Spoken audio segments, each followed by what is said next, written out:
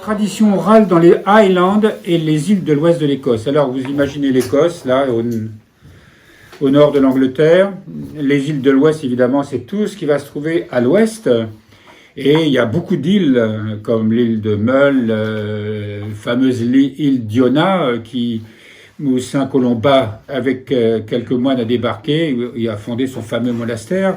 Il y a l'île Arran ou Aran, cette région, vraiment de l'ouest, dans des régions assez reculées finalement, ils avaient gardé beaucoup de traditions très anciennes. Vous savez, en Bretagne, il y a eu au XIXe siècle un homme qui s'appelait Laville Marquet et qui a collecté tout ce qui pouvait exister comme petites comptines, cantiques, histoires, tout ce qui caractérisait vraiment l'âme bretonne. Il a sauvé tout un héritage et il y a eu exactement la même chose. D'ailleurs, il y a un livre qui s'appelle, comment ça s'appelle, Bazas-Bress, c'est ça, qui est toujours disponible et qui collecte, qui rassemble vraiment l'ensemble de son ouvrage. Alors là, vous avez un livre là qui s'appelle Carmina Gadelica. Alors vous voyez déjà là, il y a 667 pages. Mais il faut savoir que ça, c'est le volume 1 et 2. Et il y en a 5. Et les autres, je ne les connais pas. Donc, je me suis, avec moi qui ne suis pas anglophone, déjà quand j'avais fait cette conférence, je me suis fait assister pour traduire toutes ces prières. Et donc, je ne suis pas comme le chercheur qui a pu lire l'ensemble de tous ces écrits. Je les ai parcourus, bien sûr. Mais ce que je vais vous donner ce matin, c'est un aperçu de cette grande tradition. Alors, si cet homme qui a écrit donc ces livres s'appelle Alexander Carmichael, et à la même période du 19e siècle, et c'est à cette époque aussi qu'il y a une grande famine en Écosse. Il y a les grands fermiers écossais qui ont fait expulser les petits paysans, etc. Donc, il y a eu une émigration massive vers le Canada et vers les États-Unis, ce qu'on appelait, je ne sais pas si ça s'appelait déjà les États-Unis à l'époque, oui, je pense que oui. Et donc, avant que tout cela se perde, cet homme a été inspiré pour vraiment parcourir toutes ces régions et collecter toutes sortes de prières, toutes sortes de traditions, toutes sortes de coutumes. Et ce que je vais vous donner là ce matin, c'est vraiment un peu de tout ça. Alors voilà. Donc j'écrivais donc à l'extrême de notre continent occidental, à l'ouest de l'Écosse, dans la région appelée Highland et dans l'archipel qui s'étend du sud-ouest jusqu'aux Hébrides, existait encore au XIXe siècle une tradition celtique chrétienne transmise oralement. Comme Ersard de la Ville Marquet sauva en Bretagne continentale une partie de la tradition bretonne, Alexander Carmichael, né en 1832, et il est mort en 1912 dans l'île de Lismore en Écosse, sauva une grande partie d'un héritage unique au monde, les derniers vestiges d'une tradition locale de l'antique église celtique. Cette tradition fut maintenue sans interruption pendant des siècles par tout un peuple de fermiers et de marins illettrés. Il est clair que cette tradition n'était plus qu'un reste populaire transmis autrefois par les grands centres monastiques de l'église celtique, comme celui fondé par Saint Colomba dans l'île d'Iona. Privés de ses clercs et de ses maîtres spirituels, de leur liturgie et de leurs rites, les fidèles ont conservé, mêlés de coutumes païennes, ce qu'ils vivaient au quotidien dans leur foi et leur spiritualité. Les prières, les invocations, les coutumes montrent une piété et une foi quasi absolue en Dieu.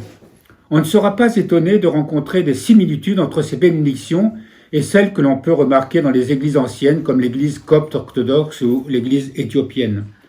Encore aujourd'hui, dans nos campagnes, bon nombre de chrétiens recourent à diverses bénédictions, exorcismes ou prières de protection que l'Église ne leur assure plus, mais qu'il véhicule depuis le fond des âges.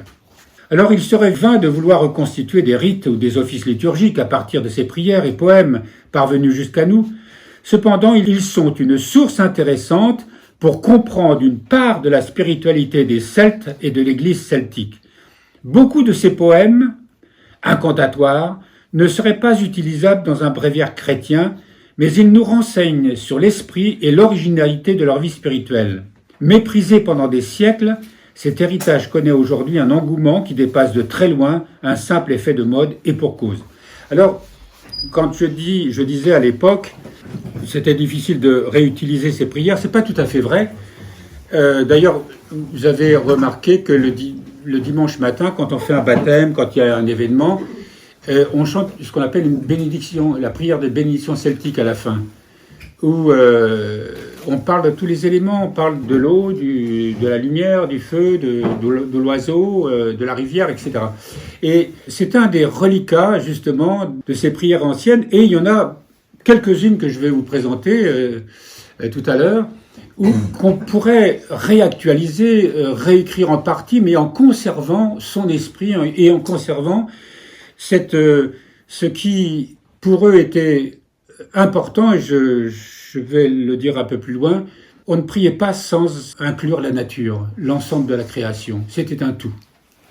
Donc jamais l'Occident n'a connu de crise si profonde dans son identité, ses valeurs morales, sa spiritualité, voire simplement dans la structure même de son organisation sociale. Il est indéniable que la quête qui nous pousse vers la redécouverte de cet héritage fait partie du sauvetage de notre société, dont la pérennité dépend de ces traditions culturelles et religieuses qui plongent leurs racines dans la nuit des temps et qui se sont actualisées sans cesse au fil des siècles.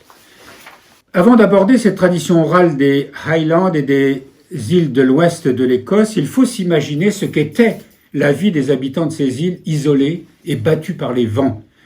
Les conditions de vie y étaient difficiles, le climat parfois extrême, les pénibles travaux des champs sur les lopins de terre peu fertiles, la pêche en mer qui emportait souvent des hommes vers Tirnanog, c'est-à-dire le monde des morts, forgeaient un peuple rude dont la ténacité et les liens profonds qui unissaient les clans leur permirent de conserver farouchement leurs traditions face aux influences qui voulaient les asservir. La situation géographique isolée, l'évolution lente de leur société basée sur le clan les ont longtemps protégés. Esther de Val, c'est une femme, une chercheuse qui a beaucoup écrit sur cette tradition et ce peuple, nous dit « Ces peuples celtiques vivaient tout naturellement et inconsciemment dans un état de prière dont le rythme quotidien et annuel était dicté non pas par les offices quotidiens ou le lectionnaire de l'année, comme dans la tradition monastique, mais par les nécessités d'une existence de dur travail. Par conséquent, leurs prières répondaient à la vie elle-même et émanaient d'elle avec toutes ses exigences. Ils avaient compris que la vie quotidienne pouvait devenir la voie la plus naturelle vers Dieu. » Alors, ce que dit Esther de Val est intéressant parce que dans un monde comme le nôtre, où on recherche le confort, vous voyez, là on est dans une pièce quand même, bon, on est quand même, il fait un peu froid. Pour moi, aujourd'hui, qui est à un certain âge, j'ai connu quand même une vie à la campagne qui était beaucoup plus rude que celle que nous connaissons aujourd'hui. Et c'était très loin de ce que ces gens vivaient, comme elle le dit. La vie était rude, le climat était rude. On vivait non pas par une société avec des subventions, avec des aides. Il fallait vivre à partir de son travail, de ce qu'on pouvait acheter si on avait quelques sous pour ce qu'on ne pouvait pas produire. Mais ils avaient cette tradition où ils faisaient de leur travail, de leur vie, une sorte de liturgie continuelle. C'est ce que dit Esther de Val quand elle parle qu'il n'avait pas d'office, de lectionnaire, comme il ne se levait pas le matin en récitant, on va réciter Matine, l'Aude, etc. Mais ils avaient leurs propres offices, mais qui étaient totalement inclus dans tous les gestes de la vie quotidienne. Et vous allez voir ce que ça pouvait dire pour eux. Alors, pourtant, c'est un petit sous-titre que j'ai appelé le déclin. Pourtant, ici comme partout dans le monde, une société qui n'actualise plus son héritage à ses besoins existentiels en mutation entre irrémédiablement dans le déclin. Celui-ci commença avec la réforme protestante. Alexander Carmichael écrivait dans l'introduction du Carmina Gadelica, qui rassemble tout ce qu'il collecta de cette tradition: la littérature gaélique est allée en disparaissant au cours des 3 derniers siècles. Cela est dû principalement à la réforme, donc protestante, aux évictions aux écoles, comme ce fut le cas en Bretagne. On était puni pour avoir parlé en gaélique, raconté ou chanté des histoires anciennes.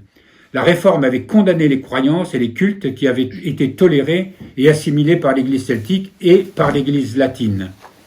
Un autre événement plus tragique survint vers la fin du XVIIIe siècle et le début du XIXe.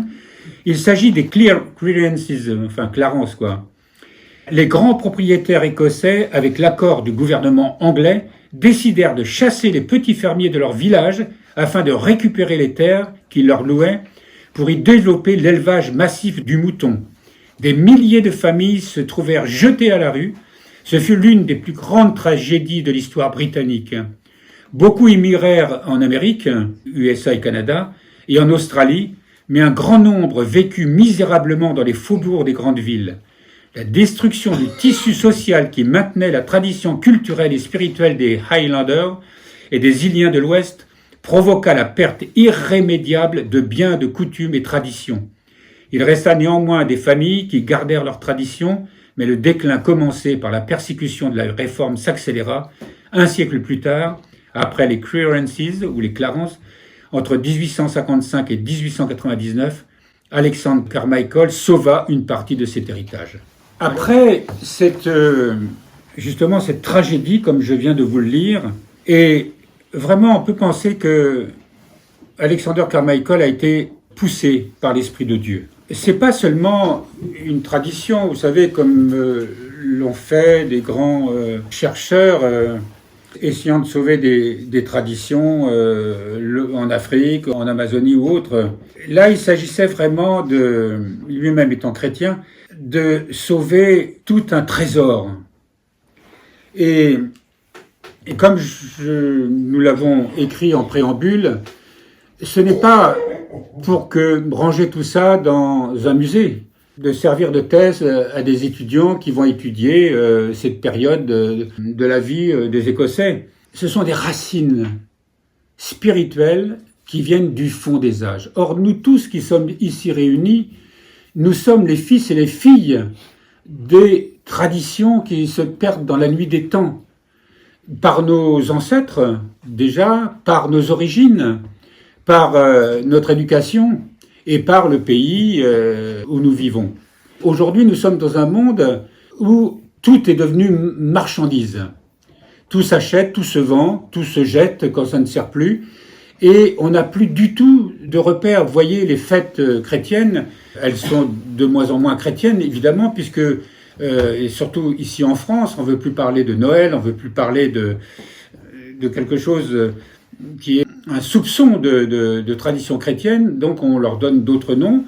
Et en tout cas, ces fêtes servent toujours, mais pour vendre, pour en faire continuer dans la perspective de ce monde capitaliste et consumériste. Et les gens sont déracinés, et les jeunes générations ne reçoivent plus cette culture-là, non plus cet héritage-là. Et on leur donne tout autre chose.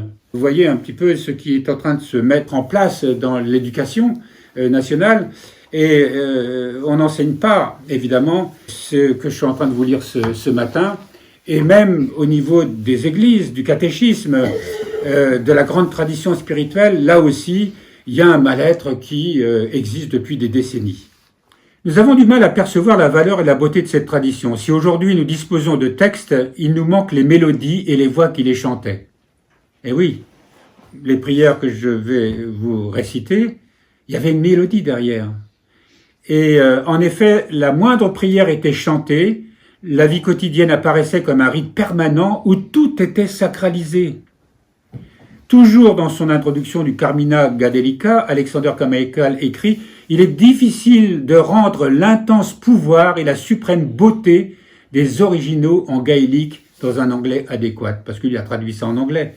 Vous savez, on dit souvent « traduction, c'est trahir ». c'est très difficile de traduire dans une langue étrangère l'âme de ces... surtout dans une langue comme le gaélique. Et en plus, nous, les textes qui nous viennent sont traduits de l'anglais. Vous savez, c'est d'une traduction d'une traduction. Alors évidemment, il y a quelque chose qu'on peut dire, c'est que dans l'Esprit Saint, on peut retrouver ce parfum, on peut retrouver cette âme, on peut retrouver cet esprit. Et dans la prière, redonner à ces textes, dans une poésie liturgique en français, quelque chose qui restituerait l'âme, enfin en tout cas les racines profondes de cette tradition. En tout cas, on le verra un peu plus loin, pardonnez-moi pour le verbiage, c'était une conférence, hein, c'était pas une catéchèse comme j'ai l'habitude de leur donner ici, ou des petits textes théologiques. Il y a un côté un peu plus didactique, on va dire. Donc, dans un village, il y avait plusieurs conteurs qui récitaient la littérature orale reçue de leurs prédécesseurs. Les conteurs des Highlands sont aussi variés que leurs sujets. Alors l'un est historien, il raconte et relate les événements simplement, avec concision. Un autre est un historien, mais qui dévie sa narration en la colorant selon ses connaissances. L'un invente, l'autre ajoute la fiction aux faits. Ça pourrait, par exemple, vous savez, quand on parle des romans historiques, c'est-à-dire qu'on parle d'événements qui sont passés, mais on les inclut dans une histoire. Mélangeant ces matériaux, en investissant le tout, avec le charme de la nouveauté et le halo de la romance. On peut imaginer un petit peu comme les bardes des temps anciens ou les troubadours qui, prenons par exemple les troubadours ou les trouvères, comme on les appelait au Moyen-Âge aussi, qui allaient chanter les romans de la table ronde dans les châteaux de toute l'Europe. Et ils transmettaient une tradition, mais ils l'ajoutaient selon leur musique, selon leur inspiration. Et ils ont contribué à préserver ce qu'on appelait plus tard la matière de Bretagne, ça d'un point de vue universitaire, mais toutes ces grandes traditions celtiques, chrétiennes, bretonnes, et qui, justement, qu'on peut relier à toutes ces régions des îles britanniques, où s'est préservé beaucoup plus longtemps des traditions anciennes. Je vous parle des romans de la table ronde, mais par exemple, des romans de la table ronde, ce sont des textes qui viennent du XIIe, XIIIe siècle, et XIe, XIIe, XIIIe peut-être, je ne sais pas, là j'ai un trou de mémoire, mais c'est déjà une création, c'est déjà quelque chose qui, sur une base de grande tradition celtique, eh bien, on écrit une saga qui raconte d'une manière spirituelle la fameuse quête du Graal. Et vous savez, la quête du Graal, c'est ce cheminement intérieur vers le cœur profond, vers ce qu'on appelle, aujourd'hui, on le traduirait à travers la tradition chrétienne catholique par le Sacré-Cœur, par exemple. C'est pas une image extérieure d'un Jésus qui nous regarde et qui nous montre qu'il est son amour à travers cette image du Sacré-Cœur. C'est quelque chose qu'on descend intérieurement. Il y a une rencontre avec le Christ, il y a une vie avec le Christ. Comme je vous le disais ce matin durant la liturgie, il y a ce grand mystère de l'amour. Le Christ nous dit, nous avons médité sur un texte d'un moine de l'Église d'Orient qui parle de la vie nouvelle. Le Christ n'est pas venu apporter quelque chose, une sorte de révélation. Derrière la complexité parfois de toutes les grandes religions du monde, il y a un fond commun, universel, qui dit la même chose. C'est toujours amener les âmes, guider les âmes dans une sobriété de vie, rendre un culte à Dieu. Et justement, j'ai eu l'occasion de donner des enseignements pour faire un parallèle entre le taoïsme et les béatitudes. Dans leur aspect, je dirais, d'enseignement universel. Lorsque le Christ vient, il ne vient manifestement, il parle évidemment, il enseigne, mais il ne dit rien qui ne soit déjà connu. Mais il descend pour donner à l'homme ce qu'il a perdu, réconcilier l'humanité et toute la création avec Dieu. De grands théologiens ont dit que après la chute, le Seigneur a préparé la venue du Christ. Et ça voulait dire que c'est des milliers d'années dont on n'a aucune idée. Mais les différentes religions qui existent ont été autant de préparation à la venue du Christ. Et d'ailleurs, aujourd'hui, on sent bien qu'il y a un courant où on ne va pas imposer, nous, notre culture gréco-latine, ni même celtique, à des gens qui ne peuvent pas l'entendre. Je parle du monde asiatique, par exemple. Que ce soit l'hindouisme, le monde du bouddhisme tibétain, le bouddhisme zen, ou etc. Mais il y a une sorte quand même de, on va dire, lorsque le Christ descend dans ces traditions, et notamment à travers le cœur des hommes de ces différentes traditions, il y a une sorte de mort et de résurrection. Ces religions meurent en Christ, ressuscitent en Christ, et ça devient ce qu'on appelle une église locale, avec ce qui est extraordinaire, mais ce nouveau visage que prennent ces religions et qui font que c'est devenu une église locale. Notre église, elle ressemble évidemment à toutes les églises qui existent. Justement, la vision que peut-être qu'on pourrait avoir de ce que sera l'église demain, et là, notre histoire, elle est surtout connue à partir du monde gréco-latin. Et vous avez remarqué que tous les schismes, ils ont des origines politiques, bien sûr, mais ils ont des origines culturelles. Et les schismes qu'il y a entre eux, notamment ce qu'on appelle les pré-chalcédoniens, c'est-à-dire que ce schisme important avec des villes comme Alexandrie, comme Antioche, monde byzantin et latin, montre bien que il y a des univers culturels qui ont du mal à s'accorder, à se comprendre. Les mots ne signifient pas la même chose. Aujourd'hui, les études, les accords christologiques, comme on les appelle, montrent que les Coptes, par exemple, disent la même chose, mais d'une manière différente. Et ça, c'est quand même intéressant. Et c'est une sacrée leçon, parce que ces divisions étaient terribles. Elles ont permis d'ailleurs à l'Empire ottoman de s'étendre. Et puis aussi, l'Église est devenue un empire, avec un pouvoir, avec des armées qui voulaient conquérir le monde avec la croix en tête. C'est pas le sentiment que nous donne aujourd'hui avec une lecture différente. Et ce matin, je passais dans une image de Maurice Zindel qui montre combien aujourd'hui le Christ, et c'est peut-être justement ce qui a commencé à émerger à partir du 19e siècle avec vision Marguerite Marie Alacoque, c'est un peu plus tôt, hein, c'est le 18e, 17e, 18e, je sais plus. C'est plus tôt que ça. Comment ? 17e, me semble. Et on voit avec Sainte Thérèse, c'est plus du tout la même vision que ce qui était apparu après le Moyen-Âge, avec le jansénisme, par exemple. Mais on revient vers un Christ qui est plein d'amour, un Dieu plein d'amour, pas un Dieu qui va nous punir si on n'est pas gentil, quoi. Et puis, en même temps, on a vu que les missions étaient compliquées. Aujourd'hui, quel est le bilan après 2000 ans et plus d'histoire chrétienne ? Le monde n'est pas converti. C'est une évidence. Le monde n'est pas converti. Et l'Église est en grande souffrance, que ce soit chez les orthodoxes, que ce soit chez les protestants, même si ici ou là, il y a des choses qui sont plus vivantes que d'autres. Alors, il y en a qui prédisent la fin du christianisme. Et bien, il se trouve que le monde qui vient aujourd'hui, et on voit cette civilisation qui est en train de s'effondrer, mais qui va devenir de plus en plus dure, et on le voit déjà, il ne faut pas se voiler la face, hein.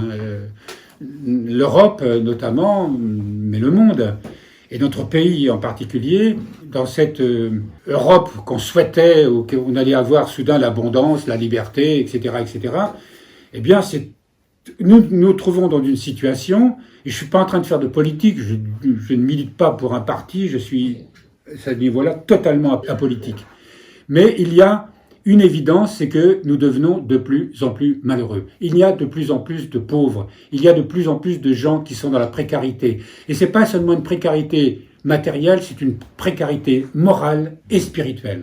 Et l'Église est impuissante par rapport à ça parce que elle a peut-être besoin de renouer avec des racines profondes, anciennes, plus antiques.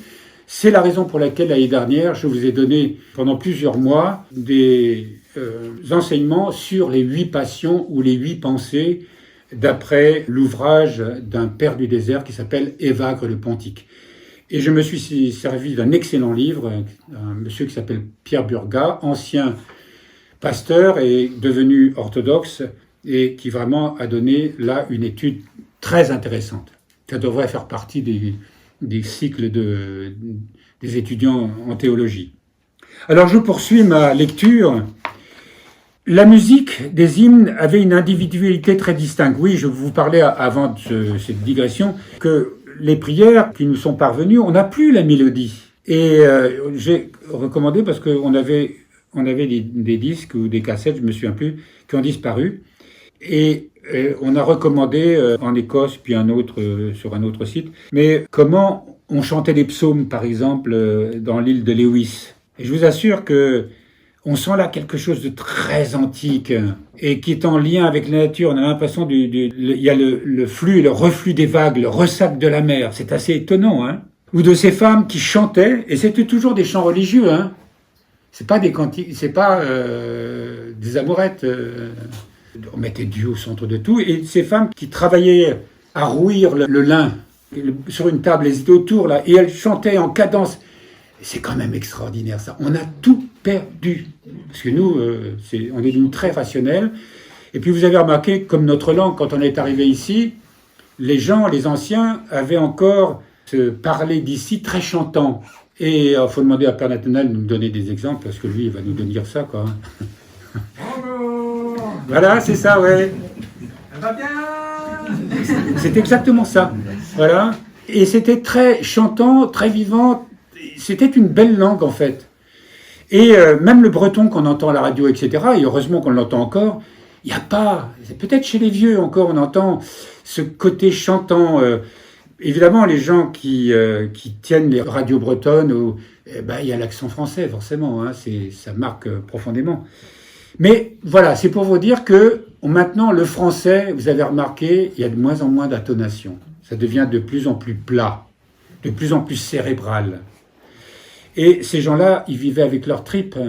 Et c'est tout ce qu'ils avaient. Hein. Alors, on continue.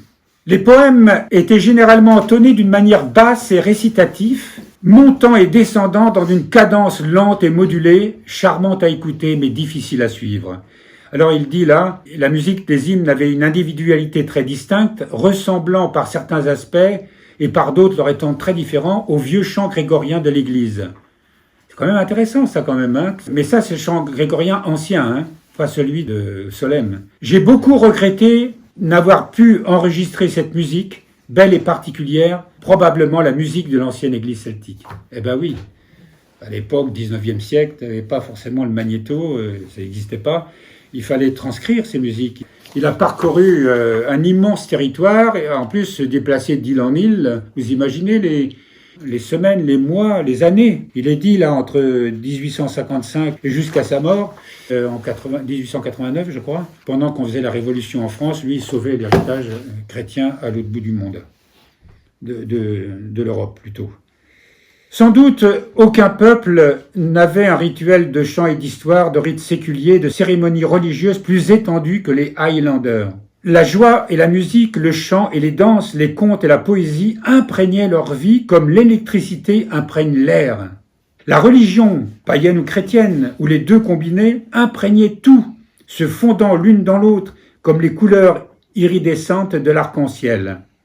Les gens étaient sympathiques, synthétiques, incapables de voir et indifférents de savoir où commençait le séculier, où finissait le religieux. Une union admirable des éléments de la vie pour ceux qui l'ont vécu si authentiquement, si intensément, comme les races celtiques de partout l'ont fait, et personne plus authentiquement ou plus intensément que les incompris et soi-disant illettrés Highlanders d'Écosse. Alors on a du mal à imaginer, évidemment, ce que pouvait être ce monde. Je continue un peu de cette introduction qui était longue, hein. On va arriver bientôt aux prières. Les missionnaires celtes n'ont pas rejeté les coutumes païennes, mais ils y ont greffé le culte chrétien, ce qui explique le mélange de païens et de chrétiens dans ces poèmes. Alors, quand on parle de païens, des fois, dans les traditions un peu extrêmes, c'est le diable. Mais les gens, à travers les coutumes païennes, ils voyaient la main de Dieu. Les fontaines sacrées, par exemple. Voir les endroits où il y avait des pierres. Je vais vous raconter une histoire, je l'ai déjà dit ici, mais pour ceux qui ne la connaissent pas, vous savez, dans l'église de Orcival, en Auvergne, un jour, il y a des voleurs qui volent le tronc de l'église. Bon. Alors, le curé décide de changer de place. Et il décide de le mettre encastré dans un pilier de l'église. C'est une église romane qui est très belle, hein. Et alors, en creusant, les ouvriers découvrent que le pilier est creux. C'est pas possible. Alors, il était épais, mais il y a une partie à l'intérieur creux. C'est des gros piliers, hein. J'ai dit, tiens, c'est étrange parce qu'il n'y a aucun pilier qui est creux. Et là, ils découvrent qu'à l'intérieur, il y a une pierre, un menhir. Or, il y avait une tradition qui restait d'ailleurs. Les femmes qui n'arrivaient pas à avoir d'enfants, etc., allaient contre ce pilier, embrassaient ce pilier et demandaient à Dieu la grâce. Vous savez, la foi populaire, elle est extraordinaire pour ça. Aller contre ce pilier et demander à Notre-Dame d'Orcival de pouvoir enfanter. Or, la tradition populaire avait gardé le souvenir qu'effectivement, à cet endroit-là, parce que toutes les églises romanes ont été construites sur d'anciens sites mégalithiques, des dolmens, etc. Et là, eh bien, les architectes et les chrétiens de l'époque avaient conservé ce menhir, l'avaient enfermé dans ce pilier, et la tradition s'était naturellement continuée.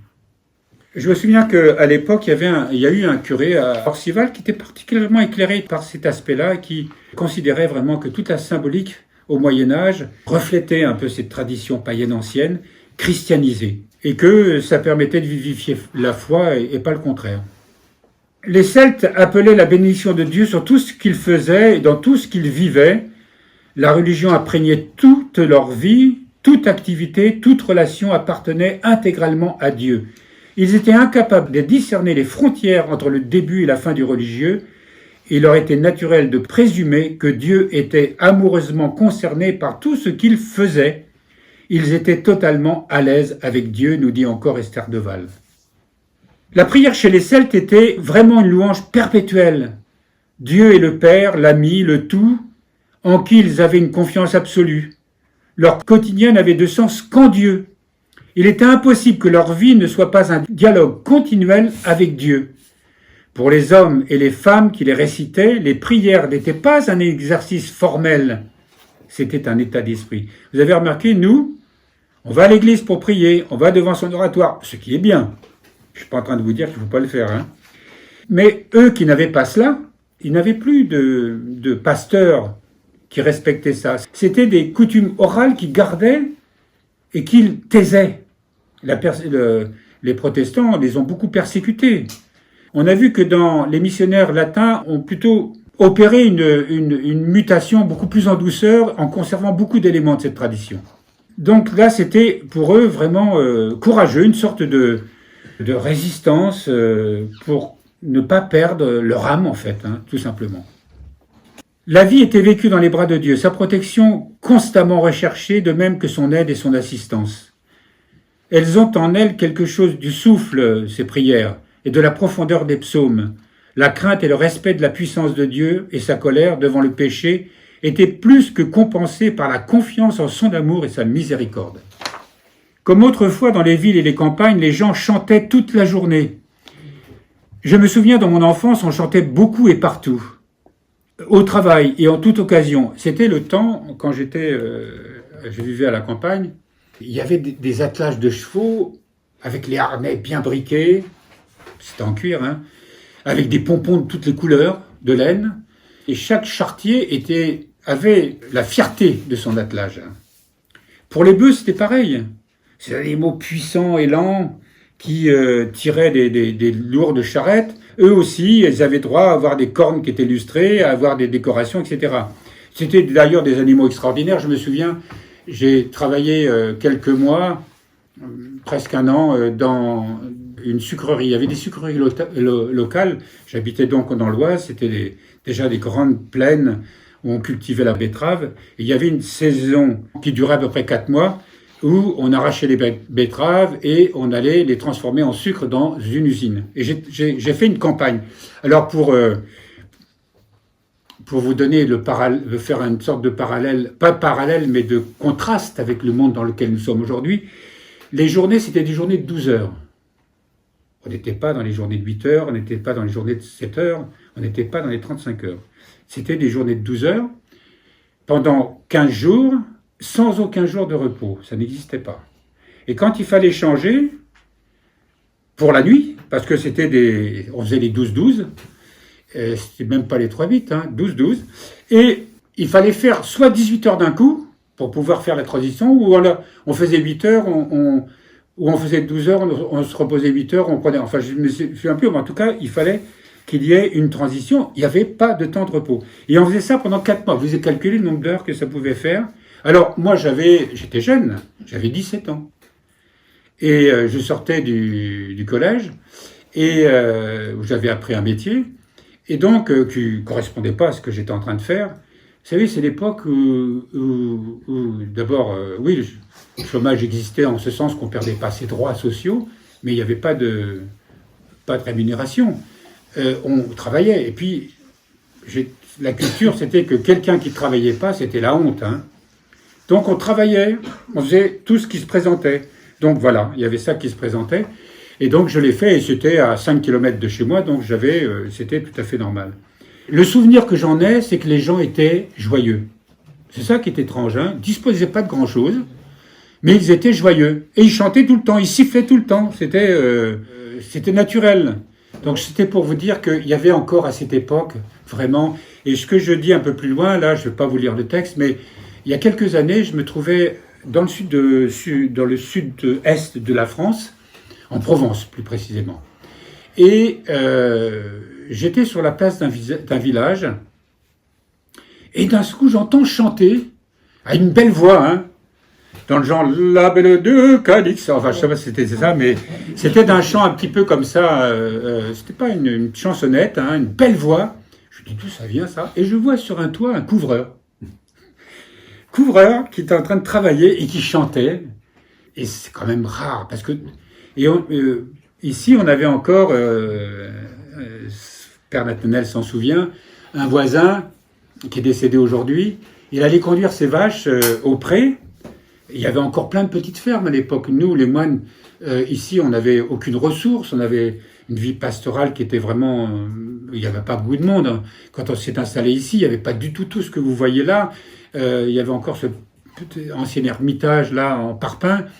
Et on allait travailler chez les voisins, et c'était du troc, hein, ils nous donnaient un peu à manger. Et donc il y avait plein de petites fermes, on faisait tous les travaux des champs qu'il pouvait y avoir, ramasser des pommes, participer à... il y avait une presse pour faire le jus de pomme qui se déplaçait, on allait ramasser des cailloux dans les champs, on allait couper les choux, enfin bref, on faisait tout. Et c'est comme ça qu'on avait un peu à manger. Ce voisin, donc, il chantait. En plus, il avait un beau brin de voix et il chantait des chants traditionnels bretons. Et donc, c'est cette âme-là. On est dans un monde où on n'a plus envie de chanter. On est triste. Nous sommes devenus des gens sérieux, des gens raisonnables. Il n'y a plus cette joie de vivre. Alors, je ne dis pas que chez nous, c'est quand même pas comme ça. Mais quand même, voilà, ces traditions anciennes permettaient de garder cette joie de vivre, ou c'est tout simplement d'être un humain normal au milieu de la création. Alors je termine ce long préambule, si je puis dire, par une citation d'Esther de Val, un écrit d'Esther de Val que j'ai déjà cité tout à l'heure. « Chaque personne bénissait au nom de Dieu. Lorsque quelqu'un rencontrait une autre personne, il n'omettait pas de dire que la bénédiction de Dieu soit sur ton travail. » Comme je vous disais tout au début, tout le monde travaillait, et travaillait dur, et dans des conditions vraiment de grande simplicité, de pauvreté. Que la bénédiction de Dieu soit sur ton travail. Nous on dirait « Salut !» C'est ton travail. Bon, si on peut dire « Ça va ?» Que la bénédiction de Dieu soit... Hein? Bon courage. Bon courage, ouais. Voilà. Ce sont des salutations sympathiques, mais où Dieu est totalement absent. Et de cette façon, que la bénédiction de Dieu soit sur ton travail, il y participait pendant quelques minutes. Parce que quand on saluait, c'est quelqu'un qui était en train de travailler, qui n'était pas sur sa chaise longue. Hein. Il n'était jamais sur une chaise longue. La vie était vue comme un don de Dieu. Tout était providence divine. C'est vrai que si je gagne au loto, merci Seigneur. Ah, Dieu est bon, hein. Mais la providence divine, c'est effectivement de le remercier, parce que c'est pour ça qu'on prie pour remercier avant chaque repas, pour les dons de la providence. même si on l'a acheté au marché ou à la boutique du coin. Voilà, tout vient de Dieu. Pour eux, tout était don de Dieu. Et même l'épreuve était un don de Dieu. Si Dieu le permet, c'est que cette épreuve, elle était permise. Alors, quelques exemples de leur piété dans la vie quotidienne. La journée commençait à l'heure vespérale, c'est-à-dire au moment de... Vespère, c'était l'étoile du berger, vous savez, Vénus. La journée commençait à l'heure vespérale pour les Celtes, comme dans la plupart des sociétés anciennes, comme nous d'ailleurs, le cycle liturgique commence à vêpres. Alors à l'époque, on n'avait pas de... C'était dans des maisons rectangulaires, d'une seule pièce, et l'âtre, le feu était au milieu de la pièce, qui constituait ainsi symboliquement un centre à la fois temporel et spirituel. Il fallait garder les braises de la veille pour le lendemain. Et le feu brûlait toute l'année pour cuire les aliments.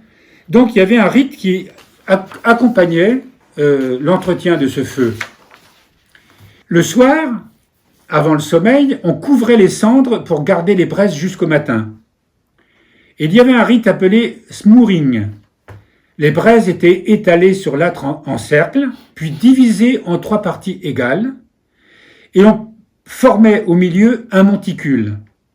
Et on disposait entre chaque section un morceau de tourbe qui touchait le monticule central, et la tourbe était le combustible qui remplaçait le bois de chauffage. Le premier morceau de tourbe était posé au nom du Dieu de la vie, le deuxième au nom du Dieu de la paix, le troisième au nom du Dieu de la grâce. Le cercle de braise avec la tourbe était alors couvert de cendres, sans l'étouffer, au nom de la lumière trine et une. Et le monticule central était appelé Tulanantrin, ça veut dire l'âtre de la Trinité. Et ensuite, la femme étendait ses mains sur les cendres et doucement entonnait un chant comme celui-ci. La divine Trinité qui sauve, qui protège, qui enveloppe l'âtre, la maison, la maisonnée, le soir, la nuit, toutes les nuits et chaque nuit. Amen. Je vais couvrir l'âtre comme Marie le couvrirait, entouré de Brigitte et de Marie sur le feu et sur le sol et sur toute la maisonnée. Alors, évidemment, la Vierge Marie était priée, mais Sainte Brigitte était aussi très honorée. Donc, vous imaginez, c'était certainement la survivance d'un rite déjà pré-chrétien. On ne récitait pas, on chantait tout. Il faudrait restituer une sorte de mélopée ancienne, comme on l'a entendu, qui commençait par des voix basses, qui montaient, qui redescendaient, une sorte de rythme comme ça. Alors il y avait le coucher. Avant de se coucher, on récitait une prière. Les prières pour la nuit sont nombreuses. La plupart sont devenues de simples fragments ou de phrases complétées par les gens selon leurs besoins et leurs désirs du moment. Il est touchant et instructif d'entendre ces hommes et ces femmes simples, dans leur modeste demeure, s'adressant, comme ils le disent eux-mêmes, au grand Dieu de la vie, le Père des vivants. Ils insistent auprès de lui sur leurs besoins, sur leurs désirs, complètement et familièrement, mais avec tout le respect et la déférence dus au grand chef qu'ils désirent approcher et attirer, et dont ils souhaitent recevoir le pardon et l'aide. Tout cela dans un langage simple et pourtant éloquent, mais si simple et si distingué que leur nature impressionnante ne serait pas plus grande dans le plus fier des temples. Ça, c'est Olivier Davis, qui a écrit aussi, qui est un religieux bénédictin, si je ne me trompe pas, qui a écrit plusieurs, et qui était d'origine irlandaise, qui a été l'abbé d'une abbaye qui s'appelle Notre-Dame de Glastonbury d'ailleurs, je crois, quelque chose comme ça, et qui a écrit sur l'Église celtique ancienne. Alors, il y a une prière, par exemple, « Je me couche ce soir avec la douce Marie et son fils, avec le pur et blanc Michael, avec Brigitte sous son manteau. Je me couche avec Dieu, et Dieu se couche avec moi. Je ne me coucherai pas avec Satan, et Satan ne se couchera pas avec moi. Ô Dieu des pauvres, aide-moi cette nuit, ne m'écarte pas complètement de ta main précieuse. Car les nombreuses blessures que je t'ai infligées, je ne peux pas cette nuit les compter. Toi, le roi du sang de vérité, ne m'oublie pas dans ta demeure, ne tiens pas compte de mes transgressions, ne m'exclus pas de ta moisson des âmes. » Une autre prière. « Père, bénis-moi dans mon corps, bénis-moi dans mon âme. Père, bénis-moi cette nuit dans mon corps et dans mon âme. » Vous savez, dans la tradition secte, on répète beaucoup. Et il y a ce qu'on appelle des prières, comme la prière de Saint Patrick, qui s'en appelle des boucliers. On se protège, on s'entoure du Christ. Père, bénis-moi dans ma vie. Père, bénis-moi dans ma foi. Père, bénis-moi dans ce qui m'attache à ma vie et à ma foi. Père, sanctifie-moi dans ma parole. Père, sanctifie-moi dans mon cœur. Père, sanctifie-moi dans chaque partie de ma parole et dans mon cœur. Alors, tout ça chanté, évidemment, c'est plat, comme je vous le récite là. Et en plus, ce sont des traductions d'une traduction. Ça avait certainement un rythme. Les paroles s'accordaient beaucoup plus entre elles que cette traduction. C'est très difficile de faire vivre ces paroles quand on ne peut pas les réciter. Peut-être que si je pouvais parler le gaélique et mettre une mélopée dessus, une mélodie, inspirée des anciennes mélodies, ça aurait plus certainement de vie et de charme. Alors, prière à l'ange gardien, on croyait beaucoup aux anges, hein. Ô ange gardien, à ma main droite, veille sur moi cette nuit. Sauve-moi des flots en fureur, drape-moi dans ton linge, car je suis nu. Secours-moi, car je suis faible et perdu. Dirige mon coracle dans les remous sinueux. Ça, c'est un pêcheur, hein. Guide mes pas dans les gouffres et les abîmes. Garde-moi des traîtrises. Sauve-moi des blessures et des méchants. Sauve-moi du mal cette nuit. Écarte de moi la souillure. Entoure-moi contre le mal jusqu'au jugement. Ô ange bon, à ma main droite, délivre-moi des méchants cette nuit. Délivre-moi cette nuit. Alors il y avait, puis il y en avait plein comme ça, hein, je vous lis ça, mais vous imaginez. Et puis les 3 volumes qui existent encore. 4. Il y a 6 volumes. Ah, il y a 6 volumes. 6 volumes. Le rite du lever. Donc, comme la veille au soir, le lever était sanctifié par plusieurs prières. Ranimer le feu. La première chose que l'on faisait au lever était bien évidemment de ranimer le feu. Et cela était accompagné d'un autre rite. Alors, chez nous, le réveil, nous on va à l'église pour prier, c'est pas la même chose, mais tu te lèves et tu mets la machine à café en marche, tu appuies sur un bouton. Bah oui, tu te soucies pas, tu vérifies si le radiateur fonctionne bien, oui. Et puis, tu ouvres ton robinet, l'eau coule, etc. Je suis pas en train de dire que c'est pas bien, hein. Je dis, mais pour montrer quand même qu'on n'est pas dans le même univers. Et donc là, il s'agit déjà de ranimer le feu. Parce que si le feu, certainement qu'il arrivait que le feu pouvait pas le ranimer, donc on allait quand même chez le voisin en lui disant, donne-moi une braise, là, je suis mal. Cela était accompagné donc d'un autre rite. La mère de famille récitait une prière à voix basse pour que le feu soit béni par Dieu et à travers sa bénédiction, celle de toute la maisonnée. Le feu était regardé, encore une fois, comme l'image de la bonté et de la puissance de Dieu, car par lui l'homme se réchauffe, s'éclaire, cuit sa nourriture, et en outre le feu participe au mystère de la vie et de la lumière. C'est difficile, hein, on n'est pas dans le même monde, nous on a tout ce qu'il faut, quoi. Mais pour ces gens qui sont là, le feu est précieux, et il est naturellement rattaché au don de Dieu, don de la vie. Voilà une prière, la bénédiction pour ranimer, une des prières, hein. Ranimer le feu. J'attiserai le feu de mon foyer ce matin en présence des saints anges du ciel, en présence d'Ariel de la plus belle apparence, en présence d'Uriel aux 1000 bénédictions, sans malice, sans jalousie, sans envie, sans peur, sans craindre, qui que ce soit sous le soleil, mais le divin Fils qui me protège. Sans malice, sans jalousie, sans envie, sans peur, sans craindre, qui que ce soit sous le soleil, mais le divin Fils qui me protège. Il répète 2 fois. Dieu attise dans mon cœur une flamme d'amour pour mon voisin, pour mon ennemi, pour mon ami, pour toute ma parenté. C'est beau ça, hein. Dieu attise dans mon cœur une flamme d'amour pour mon voisin, pour mon ennemi, pour mon ami, pour toute ma parenté. Pour le brave, pour le serviteur, pour l'esclave, ô fils de Marie la plus belle, attise dans mon cœur une flamme d'amour, depuis la plus humble chose qui existe, jusqu'au nom qui est au-dessus de tout. Après que le feu, symbole de vie, eût été ranimé, ou peut-être juste avant, il y avait une prière du matin. Celle-ci caractérise bien le sens d'absolu de Dieu qui habitait l'âme des Highlanders. En voici des exemples. Bénis, ô Dieu, chaque chose Je vais plutôt le psalmodier parce que c'est mieux. Hein. Bénis, ô Dieu, chaque chose que mes yeux voient. Bénis, ô Dieu, chaque son que mes oreilles entendent. Bénis, ô Dieu, chaque odeur que mes narines reçoivent. Bénis, ô Dieu, chaque saveur qui vient sur mes lèvres. Chaque note de ma chanson, chaque rayon qui éclaire mon chemin, chaque chose que je fais, chaque attrait pour que je ne faiblisse pas ma volonté, le zèle que désire mon âme, la Trinité que cherche mon cœur, le zèle que désire mon âme, la Trinité que cherche mon cœur. Je me lève aujourd'hui par la force des cieux, la lumière du soleil, l'éclat de la lune, la splendeur du feu, la vitesse de l'éclair, la douceur du vent, la profondeur de la mer, la stabilité de la terre, la fermeté du roc. Encore une fois, je pense qu'on est très loin de ces mélopées, de cette âme. Je me rends compte que je ne peux pas traduire l'âme de nos ancêtres.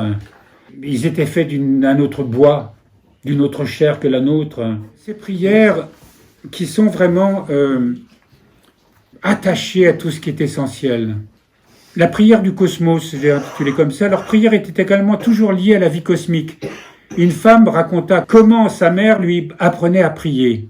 Dès leur plus jeune âge, les enfants étaient imprégnés de la tradition que leur transmettaient leurs parents et la communauté. C'était un peuple qui chantait tout le temps, depuis l'aube jusqu'au coucher du soleil.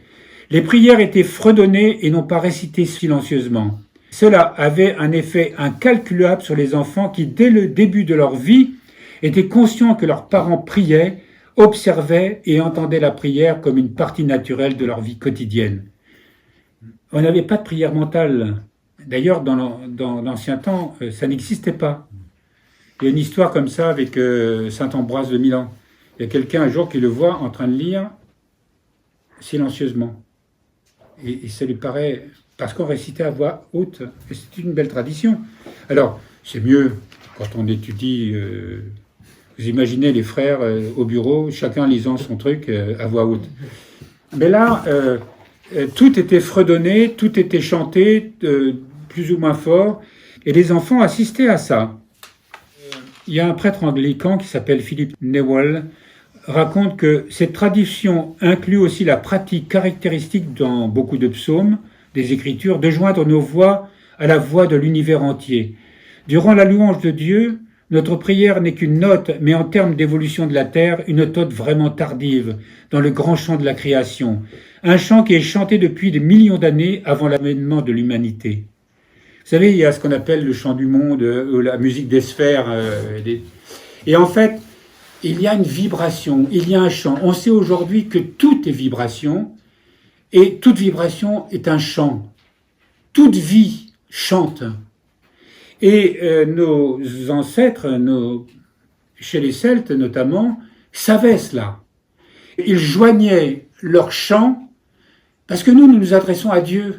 On n'a pas l'impression qu'on est entraîné dans le chant de l'univers. On chante à Dieu, soit tout seul, soit en communauté, avec une assemblée, mais nous ne sommes pas en train d'avoir le sentiment que nos prières, c'est le chant du monde, d'action de grâce, de reconnaissance de la vie, du chant de la vie, qui existe depuis l'instant où le germe divin a créé tous les univers. Donc c'est un chant continu qui ne cesse d'être chanté par les vagues de la mer et le souffle du vent, même quand nous dormons la nuit et que notre conscience de Dieu est distraite. Une pratique commune dans les îles de l'ouest de l'Écosse, particulièrement chez les anciens, était d'entonner leurs prières en écoutant la mer au bord de la plage, et ainsi de joindre leur voix, se mêler à celle des vagues, et leur louange à la louange incessante de la mer sans repos. Est-ce que, quand vous allez au bord de la mer, vous avez le sentiment que les vagues chantent la louange de Dieu?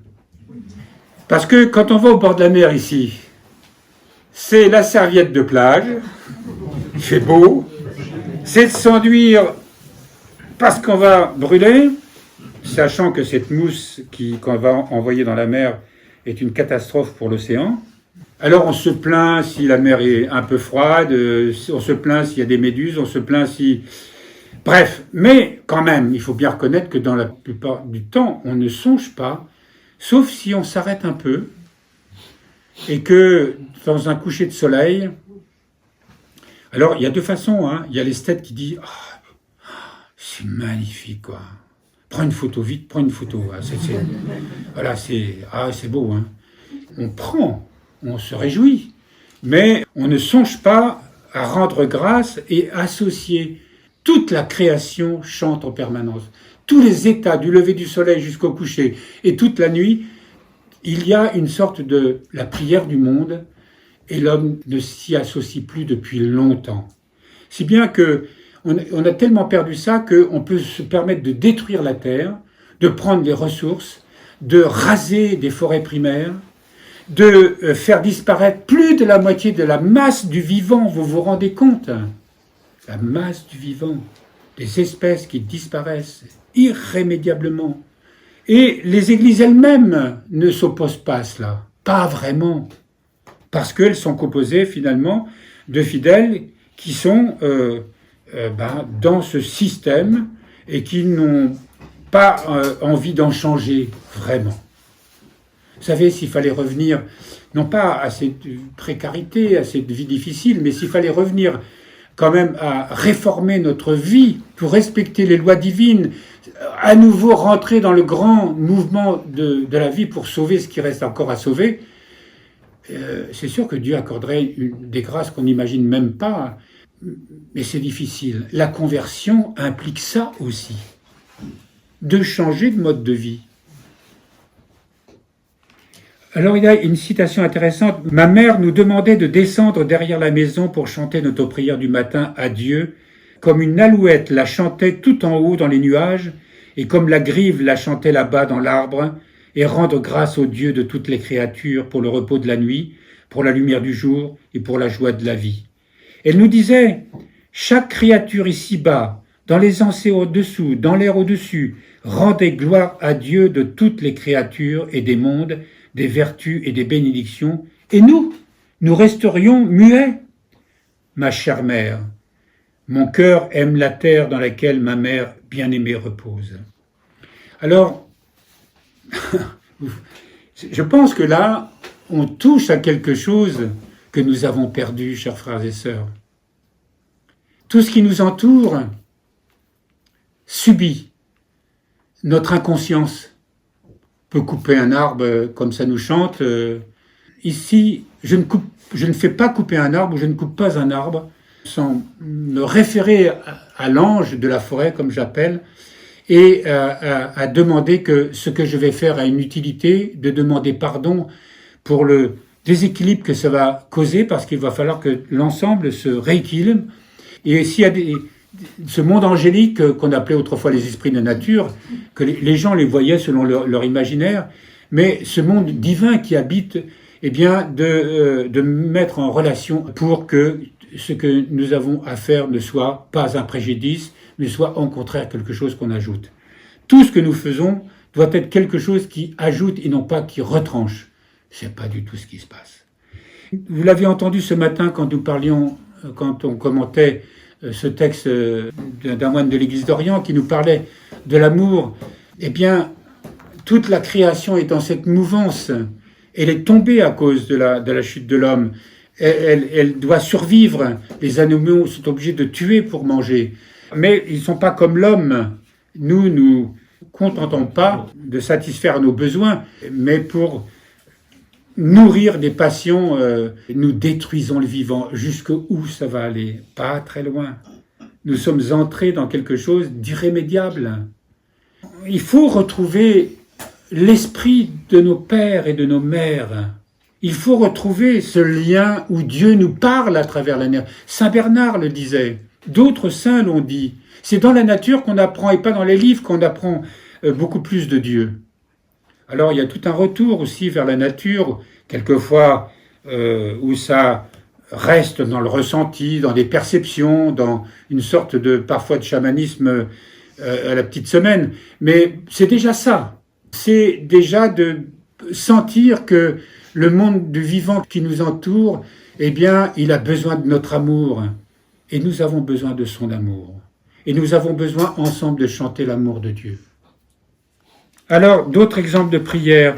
Dieu des esprits, ô Dieu au-dessus de tout, ô Seigneur du monde, ô Dieu ineffable, ô Créateur des éléments, ô Dieu invisible, ô Dieu incorporel, ô Dieu au-delà de tout jugement, ô Dieu impassible, ô Dieu incorruptible, ô Dieu immortel, ô Dieu immuable, ô Dieu éternel, ô Dieu parfait, ô Dieu miséricordieux, ô Dieu merveilleux, ô Dieu redoutable, ô Dieu de la terre, ô Dieu du feu, ô Dieu de l'eau vive, ô Dieu des tempêtes et des grands vents, ô Dieu de toutes les langues autour de la terre, ô Dieu des vagues de l'abîme insondable de l'océan, ô Dieu des constellations et de toutes les étoiles brillantes, ô Dieu qui a façonné la matière et instauré le jour et la nuit, ô Dieu qui a régné sur l'enfer et ses hôtes déchus, ô Dieu qui règne avec les archanges, ô souverain bien, ô Père céleste qui es aux cieux, aie pitié de nous. Belle prière qu'on peut utiliser telle quelle. Une autre invocation. Tu es le pur amour des nuages, tu es le pur amour des firmaments, tu es le pur amour des étoiles, tu es le pur amour de la lune, tu es le pur amour du soleil, tu es le pur amour des cieux, tu es le pur amour des anges, tu es le pur amour du Christ lui-même, tu es le pur amour du Dieu de toute vie. Ces prières, ils associaient absolument tout. Il suffisait pour eux de sentir, ils étaient dans la création, ils étaient la création, ils étaient le chant spirituel s'associant au chant naturel de toute la création. Vous savez, quand on parle Église orthodoxe celtique, ça veut dire, oh oui, bon, c'est bien gentil, bon, une église qui a existé mais qui a disparu. Mais non, elle est restée vivante, c'est ça que je vais vous montrer aujourd'hui, à travers toutes ces prières. Mais c'est quelque chose où on n'a pas repris, compris, vécu encore cette réalité. On est encore... on nous dit, mais en quoi vous êtes orthodoxe? Parce que quand on parle orthodoxe, c'est byzantin ou copte ou... ben oui, la foi de nos pères, mais vécue de cette façon. Nous ne croyons pas que c'était uniquement chez les Celtes. Hein. Il y a plein d'exemples, comme Saint Colomban, où on disait quand il était retiré dans la solitude, les écureuils descendaient dans son capuchon. Il y avait une ours avec son petit qui venait le voir. Alors, en plus de ces pratiques qui rythmaient la vie quotidienne, les Highlanders se retiraient pour prier à l'écart dans une petite construction, à l'abri d'un monticule ou d'un vallon, afin qu'ils ne soient ni vus ni entendus par qui que ce soit. Des hommes et des femmes de 80, 90 et même 100 ans continuaient de faire 1 ou 2 milles pour se rendre jusqu'au bord de la mer afin de joindre leur voix à celle des vagues et leur louange à celle de la mer toujours en mouvement. Alors il y avait les fêtes de l'année évidemment. L'année était effectivement forcément rythmée par les fêtes religieuses. Hein. Les saints étaient célébrés comme si aucune barrière n'existait entre les deux mondes. Mais le plus remarquable est la continuité des croyances pré-chrétiennes dans le christianisme populaire celtique. Alors surtout, c'est la Sainte Brigitte. Vous savez que Sainte Brigitte, qui était Brigitta, qui était une ancienne divinité qui symbolisait la terre-mère. Donc Sainte Brigitte, c'était une manière, à travers Brigitte, qui est une grande sainte irlandaise, bien sûr, mais qui symbolisait cette survivance de la terre-mère. C'est un peu comme au Moyen-Âge, vous savez, quand il y a ces fameuses Vierges noires qui se sont multipliées en France, beaucoup, en Auvergne particulièrement, mais il y en a aussi en Bretagne. Et il y avait tout un rituel, une sorte de revival, on dirait en anglais, justement de ces traditions anciennes, où la Vierge Marie, qui restait évidemment la Vierge Marie, la mère de notre Seigneur, mais en même temps, elle était reliée à la terre-mère. Vous savez... dans la tradition hindouiste, je le redis souvent, on avait conservé un peu, parce qu'on ne sait rien de la création du monde, et on ne peut pas rien en savoir d'ailleurs. Hein, mais lorsque Dieu décide de créer et de se retirer, il se retire en lui-même, nous dit la tradition rabbinique, et en se retirant, il crée un espace. Et cet espace, c'est rien. c'est le néant d'une certaine manière. Mais pourtant, ce vide est quelque chose. Et dans la tradition hindouiste, il y a ce qu'on appelle la Shakti, c'est le principe féminin, mais on parle de la Shakti manifestée et de la Shakti non manifestée. Eh bien, on a eu ici un homme tout à fait remarquable, un grand chrétien, qui s'appelait M. Annie, Jean Annie, qui a sorti un livre qui a expliqué ça d'ailleurs dans son ouvrage sur les Vierges Noires, où il parle justement de la Shakti non manifestée, c'est justement cet espace, ce vide apparent, qui n'existe pas, mais pourtant dans la pensée de Dieu est déjà. Et lorsque les germes divins descendent, comme il est descendu dans le sein de la Vierge Marie plus tard, eh bien, c'est, on pourrait dire, la naissance du premier atome de vie qui allait contenir tous les mondes à venir. Et cette vision, on va dire, qui pour nous, c'est très difficile, avec des mots, de traduire la création, eh bien, nos ancêtres avaient cette conscience que la mère originelle, la terre-mère, elle était toujours là. La terre sur laquelle nous vivons, elle est extraordinaire parce que malgré tout le mal qu'on lui fait, elle continue de nous donner à manger, elle continue au rythme des saisons de se régénérer pour protéger ses enfants et toute la création. C'est pas seulement une planète comme il y en a tant d'autres avec une boule de feu au milieu, on ne sait pas trop ce qu'il c'est d'ailleurs, mais on a une vision très scientifique et très rationnelle et absolument pas spirituelle. Nos ancêtres avaient une vision totalement différente. Donc Sainte Brigitte était beaucoup priée. Alors il y avait tout un rite quand même. La veille de la Sainte Brigitte, les jeunes filles fabriquaient un mannequin de tiges de céréales représentant une femme qui figure Sainte Brigitte. On place sur son cœur un coquillage brillant ou un cristal qui figure l'étoile de Bethléem qui a conduit Brigitte vers l'enfant. Oui, parce qu'il y avait toute une tradition, peut-être qu'on en parle. Ah oui, on en parle avant. Il y avait une tradition populaire qui disait que il y avait beaucoup d'histoires à propos de Sainte Brigitte. Il y avait un mélange entre la sainte et la déesse pré-chrétienne. Brigitte est dite présider sur le feu, sur les arts, sur la beauté, sur le ciel et sous la mer. L'homme étant le type le plus élevé de la beauté idéale, Brigitte préside à sa naissance et le voue à la Trinité. Donc, Sainte Brigitte était priée, on la demandait vraiment pour plein de choses. Elle est la Marie et la Junon des Gaëls. On parle beaucoup d'elle en lien avec Marie, généralement en relation avec la naissance du Christ. Alors, dans la tradition des Highlanders, Sainte Brigitte, en fait, c'était la sage-femme qui a mis Jésus au monde dans la crèche de Bethléem. Ah ben, elle se trouvait par là. Mais ça, c'est intéressant parce qu'on voit beaucoup pour associer justement les vieilles traditions anciennes, pour les christianiser, on crée en fait un mythe. Et c'est intéressant, on sait bien que Sainte Brigitte n'était pas... Mais dans ces histoires qu'on chantait, qui étaient chantées, etc., c'était une manière de relier mystérieusement à toute une tradition. Et parce que c'est, surtout avec l'époque de ce qu'on a appelé ici en Occident, à partir du Moyen-Âge, avec la scolastique, l'aristotélisme a fait de la théologie quelque chose de très rationnel. Tout ça a viré tout au long de la Renaissance et qui a donné ensuite ce qu'on appelait le siècle des Lumières.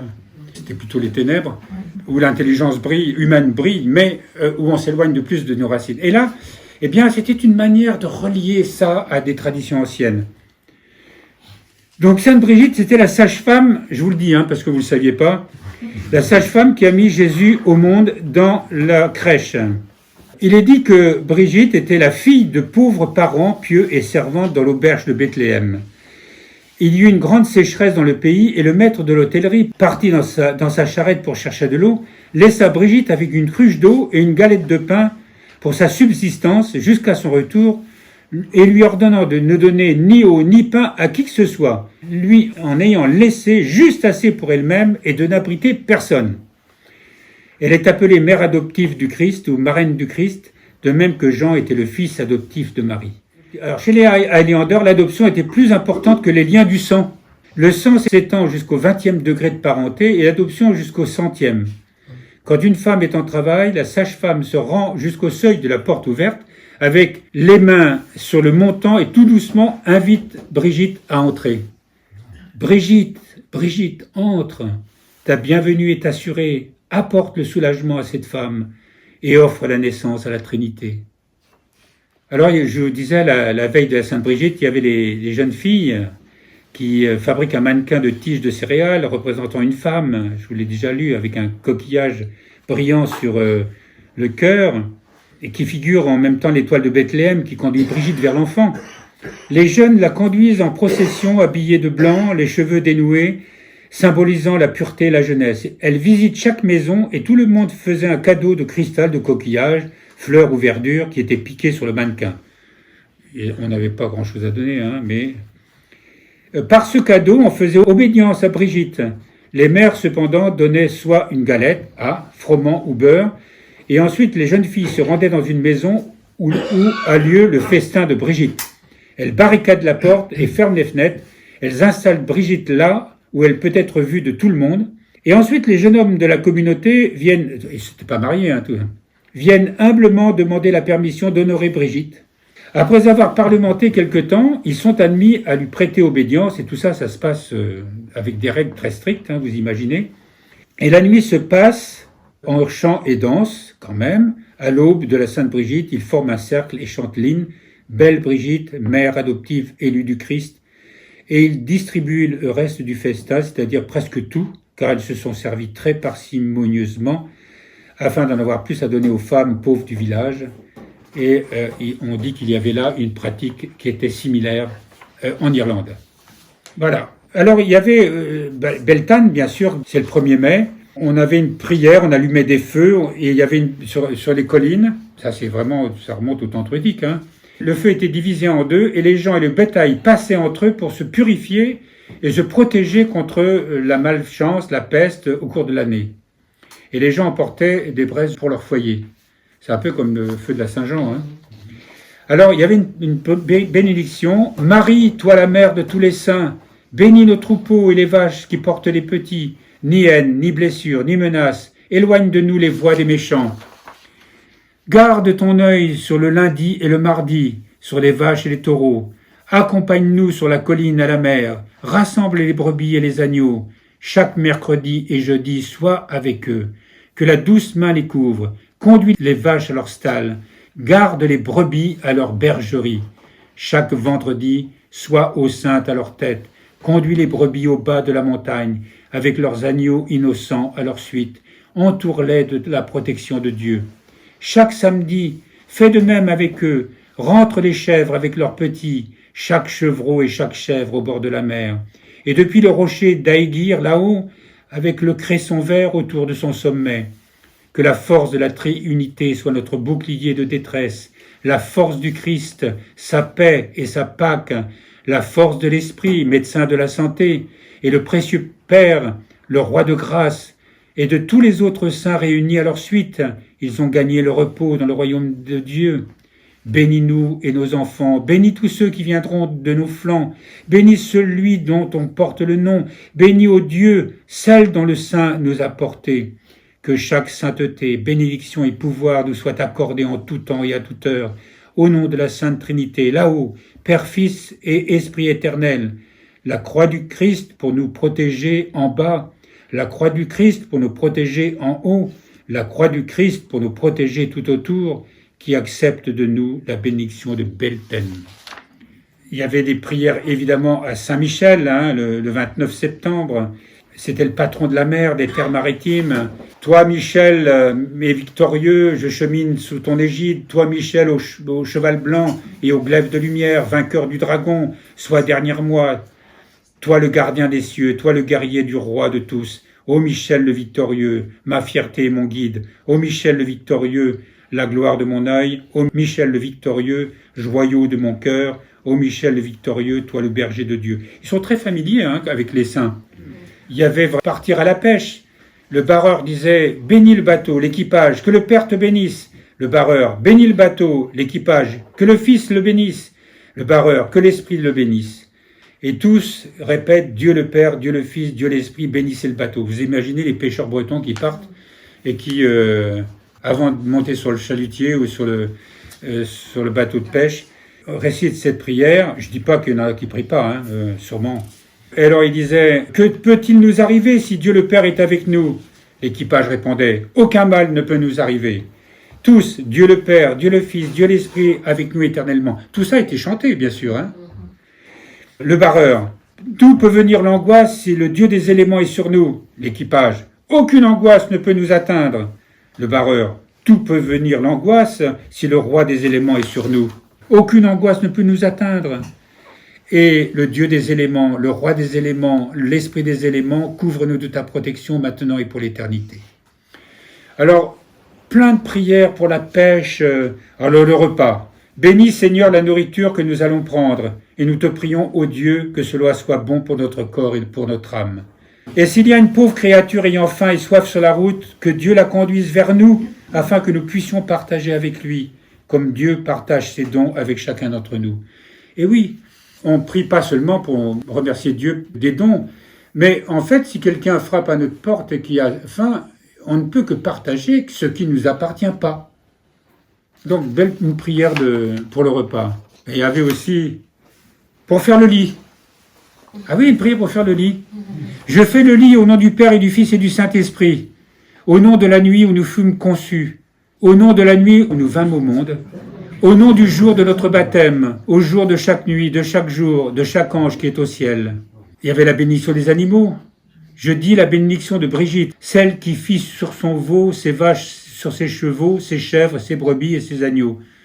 Chaque jour et chaque nuit, dans le froid et la chaleur, chaque jour et chaque nuit, dans la lumière et la noirceur, garde-les des marécages, garde-les des cailloux, garde-les des crevasses, garde-les des talus, garde-les de tout mal, garde-les de la jalousie, garde-les des sorts, garde-les au nord et au sud, garde-les du poison, à l'est et à l'ouest, garde-les de l'envie et de toute mauvaise intention. Amen. Alors ils aimaient leurs animaux, hein. Bénis, ô Dieu, ma petite vache. C'est mignon ça, non? Bénis. Parce que c'était pas les vaches écornées avec un numéro qu'il y avait à l'époque. Elles avaient un nom et on les aimait beaucoup. Bénis, ô Dieu, ma petite vache. Bénis, ô Dieu, mon souhait. Bénis ma collaboration à ton œuvre, à la traite par mes mains, ô Dieu. Bénis, ô Dieu, chaque pie. Bénis, ô Dieu, mes doigts. Bénis, ô Dieu, chaque goutte qui entre dans ma cruche, ô Dieu. On est loin de tout ça, hein. Alors, il y avait le chant de la traite. Ces chants sont des airs agréables afin de plaire aux vaches et les inciter à donner leur lait. Les vaches sont habituées à ces airs et ne donnent pas leur lait sans les entendre. Ah oui, si on ne chantait pas, elles ne donnent pas leur lait, hein, elles le retiennent. Ça, vous savez, c'est connu, hein, ça. On ne tire pas sur le pipe. Si la vache n'a pas décidé de donner son lait, elle ne le donnera pas. Il y en a quelques-uns qui mettent de la musique. Oui, aussi, oui, exact. Voilà. Bon, c'est pas du métal, hein, mais... Ni occasionnellement sans entendre leur air favori. Le goût des vaches des Highlands pour la musique incite les propriétaires des grands troupeaux à engager des vachers avec de jolies voix. Alors, voilà ce chant. Viens, Brandon de l'océan, viens, Fernand, le plus puissant des hommes, viens, descends, Michel, le vaillant, et rendez-moi propice la vache de ma joie. La vache de ma joie. Ô ma génisse, ô génisse que j'aime, ô ma génisse que j'aime. C'est magnifique quand même, non? Ma bien-aimée génisse, vache élue de chaque pâturage, pour l'amour du Très-Haut Roi, pense à ton veau. D'abord, on prenait du lait, mais il en fallait pour le veau, hein. Mais vous imaginez, ils n'avaient que ça. Ils n'avaient qu'une vache ou deux. Et ils étaient attachés à leur animal. C'était une compagnie, c'était une compagne. C'était vraiment une bénédiction. Et ils avaient une relation avec ces animaux qui était... c'était pas une marchandise. Pas du tout. Viens, mon bien-aimé Colomba des champs, viens, grande Brigitte des troupeaux, viens, Marie, c'est la Vierge Marie, hein, viens des nuages, et rends-moi propice la vache que j'aime. Ô ma génisse que j'aime, ô ma génisse que j'aime. Le pigeon bleu viendra des bois, le vent viendra de la vague, le renard viendra sans malice, pour louer ma génisse de ses vertus. Ô ma génisse que j'aime, ô ma génisse que j'aime. Même quand on se vêtait, de même que je couvre mon corps de laine, couvre mon âme de l'ombre de tes ailes, en s'habillant. Il y avait ce qu'on appelait la chapelle de l'âme. La chapelle de l'âme est chantée par des gens pour le repos de la nuit. Il disait que les anges du ciel les gardent pendant leur sommeil et les protègent de tout mal. Si quelque chose de mauvais devait arriver à eux-mêmes ou à leur troupeau, ils avouent que la cause en est la torpeur de leur cœur, la froideur de leur foi et leur prière si peu fréquente. C'est-à-dire qu'ils n'accusaient pas le réchauffement climatique, ils n'accusaient pas les impôts, de toute façon il n'y en avait pas. Tout était relié à Dieu. Dieu charge tes anges bénis de monter la garde autour de cette demeure cette nuit. Un groupe sacré, fort et inéluctable qui gardera cette chapelle de l'âme de tout mal. C'est-à-dire sa propre âme. Protège cette maisonnée cette nuit, leurs personnes, leurs moyens, leur réputation. Délivre-les de la mort, de la détresse, de tout mal, du fruit de l'envie et de l'hostilité. Donne-nous, ô Dieu de la paix, la reconnaissance malgré nos insuffisances, l'obéissance à tes préceptes ici-bas et de jouir de toi là-haut. Consécration du tissu. Lorsque le filage du tissu était terminé, un rite accompagnait la dernière phase du travail. Quand le tissu a été suspendu pour sécher sur une corde, la première célébrante, il y en a 3 choisies selon âge, la plus âgée le prend en main et fait un demi-tour en disant « Je donne un tour dans le sens du soleil ». Elle complète le tour et termine sa phrase « qui dépend du Père ». La deuxième célébrante tourne la toile de la même manière en disant « Je donne un tour dans le sens du soleil au nom du Fils ». Et la troisième célébrante faisait de même « Je donne un tour dans le sens du soleil au nom de l'Esprit ». Et les 3 ensemble disaient « Et chaque tour dans le sens du soleil dépendant de la Trinité, et chaque tour est fait pour l'amour de la Trinité, et chaque tour dans le sens du soleil dépendant de la Trinité ».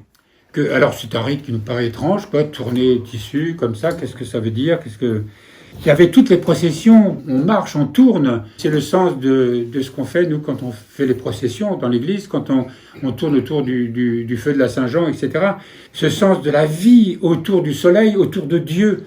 Et ce tissu qui allait habiller, qui allait servir de toile peut-être pour fabriquer des chemises, fabriquer des draps, etc., selon les besoins, eh bien, il était consacré déjà à Dieu, consacré à la Sainte Trinité. Imprégné. Il partait du principe que ce tissu qui, d'ailleurs, il est pris de la terre, il est pris de la vie. Ce tissu est imprégné de la vie divine. Et même en tant que tissu, même tiré du vivant, il continue d'être vivant et il continue de chanter les louanges divines.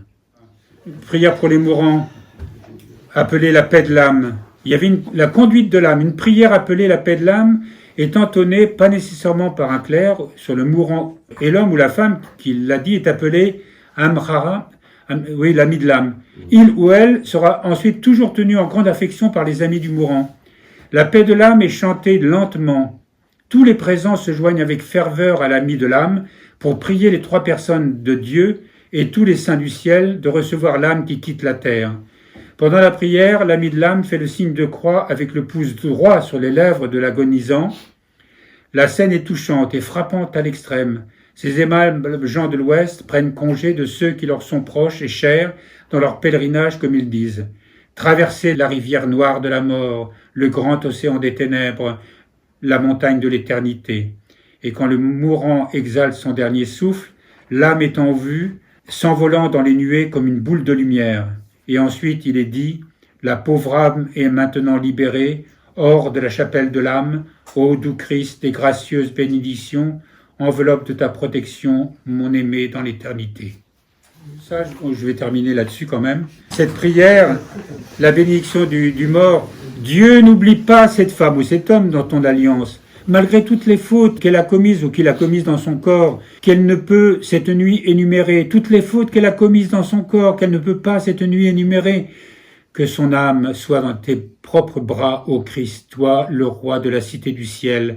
Et puisqu'il t'appartient, ô Christ, de racheter l'âme au moment du fléau de la balance, c'est-à-dire jugement, au moment du jugement, qu'elle soit maintenant dans ta propre main droite, ô dans ta propre main droite. Et le Saint Michel, roi des anges, vient à la rencontre de l'âme et la conduit à la maison du ciel, Fils de Dieu. Le Saint Michel, ô roi des anges, vient à la rencontre de l'âme et conduit à la maison, au ciel du Fils de Dieu. Prière dans la satisfaction. L'insatisfaction. C'est-à-dire que je ne suis pas content. Je n'ai pas obtenu ce que je voulais. On n'a pas été gentil avec moi. Bien des fois, je voudrais être autre ce que je suis. Je me fatigue des marées solennelles, des chants étriqués, de la morosité de ce pays. J'aspire à être libéré du poids du devoir et à participer à une vie plus large. Ô toi qui es à la fois sagesse et pitié, libère-moi de l'emprise du désir. Aide-moi à trouver mon bonheur et mon acceptation de ce qui est ma voie, avec un regard amical dans le travail bien fait, dans la quiétude qui naît de la confiance et par-dessus tout, la conscience de ta présence dans mon esprit. Bon, il y en a plein comme ça. Je ne fais que survoler cet immense sujet, mais j'espère avoir réussi un peu à vous faire sentir quelle était l'incroyable foi, esprit de nos pères et de nos mères, qui dans une vie très simple, une vie pauvre, une vie dure, étaient imprégnés en permanence de la présence de Dieu, de sa grâce, de ses bénédictions. C'était une église à ciel ouvert. Comme il est dit en préambule, il n'avait pas d'office précis. Il y avait cette femme qui réunissait ses enfants à la fin et qui disait « Regardez, tout chante autour de nous. Bien nous aussi, il faut nous associer au chant de l'alouette, au chant de la grive, au chant des étoiles, au chant de tout ce qui vit autour de nous. » Et on l'a vu, l'amour qu'ils portaient à leurs animaux, qu'ils portaient à la création et qu'ils portaient surtout au Dieu et à ses saints. Voilà, je vous remercie de m'avoir écouté. Ça sera publié. Bien sûr, j'ai encore un travail de correction à faire, c'est assez long. Et c'est traduit aussi en anglais, avec l'aide du Père Eddy, qui m'a aidé à retrouver des références qui n'étaient pas indiquées. Voilà, je vous remercie.